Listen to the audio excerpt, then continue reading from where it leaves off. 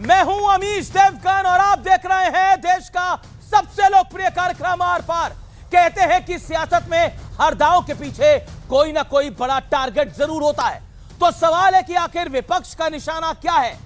प्रधानमंत्री नरेंद्र मोदी और देश के गृह मंत्री अमित शाह पर सियासी हमला करना, जनता से जुड़े मुद्दे उठाना या फिर अपनी गलतियों से सीखना? यह सवाल आज मैं इसलिए उठा रहा हूं क्योंकि विपक्ष इन तीनों ही मोर्चों पर फेल साबित हो रहा है।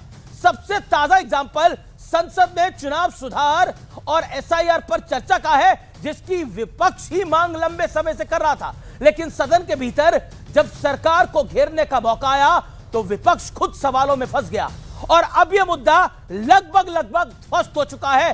जनता के मूड की बात करें तो एसआईआर से किसी को समस्या नहीं है और बिहार के बाद बंगाल से लेकर उत्तर प्रदेश तक तमाम राज्यों के लोग इसमें शामिल हो रहे हैं और बिहार में एनडीए की बंपर जीत ने यह साबित कर दिया है कि जनता विपक्ष के मुद्दों के साथ नहीं है। लेकिन विपक्ष है कि हार पर हार के बाद भी मंथन की बजाय तरह तरह के बहानों में व्यस्त है। शायद इसलिए भरी संसद में गृह मंत्री अमित शाह को यह गिनवाना पड़ा कि आखिर विपक्ष बार बार क्यों हार रहा है। तो आज सबसे बड़ा सवाल यही है, क्या विपक्ष के लिए अपनी सियासी लाइन और लेंथ बदलने का वक्त आ गया है और धुरंधर बनने का वक्त आ गया है? आज जनता के बीच इसी मुद्दे पर देश की सबसे बड़ी पॉलिटिकल डिबेट। अभिनंदन है, स्वागत है आपका देश की सबसे शानदार धुरंधर डिबेट आर पार में। अब उन्होंने एक बार चिंतन करना चाहिए।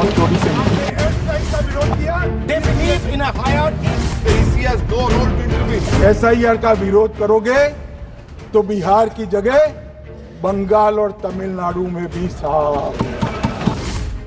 सियासत में ऐसा बहुत कम होता है जब विरोधी पार्टी के नेता दूसरी पार्टी को चुनावी हार और जीत का मंत्र समझाए। लेकिन गृह मंत्री अमित शाह ने भरी संसद में कांग्रेस को कई सियासी मंत्र दिए और ये समझाया कि चुनाव दर चुनाव कांग्रेस की हार और बीजेपी की जीत क्यों हो रही है। वोट चोरी से नहीं जीते हैं। आपने सर्जिकल स्ट्राइक का विरोध किया इसलिए हम जीते। आपने एयर स्ट्राइक का विरोध किया इसलिए जीते हैं। आपने 370 हटाने का विरोध किया इसलिए जीते हैं।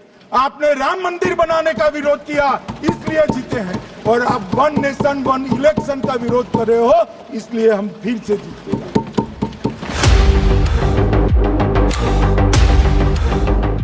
शीतकालीन सत्र की शुरुआत में पीएम मोदी ने भी कांग्रेस समेत विपक्षी दलों को सियासी टिप्स देने की बात कही थी।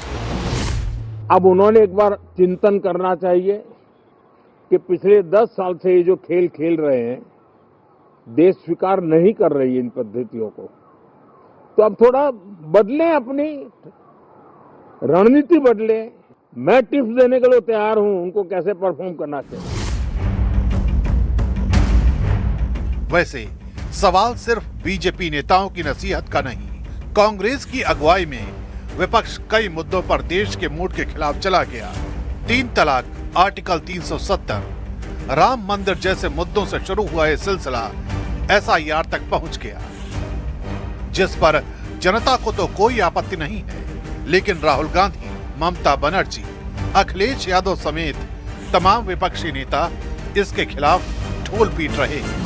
আমাকে প্রমাণ করতে হবে আমি নাগরিক কিনা, মাথায় নাকে ঘষতেও ভালো এর থেকে প্রমাণ করতে হবে আমি নাগরিক কিনা।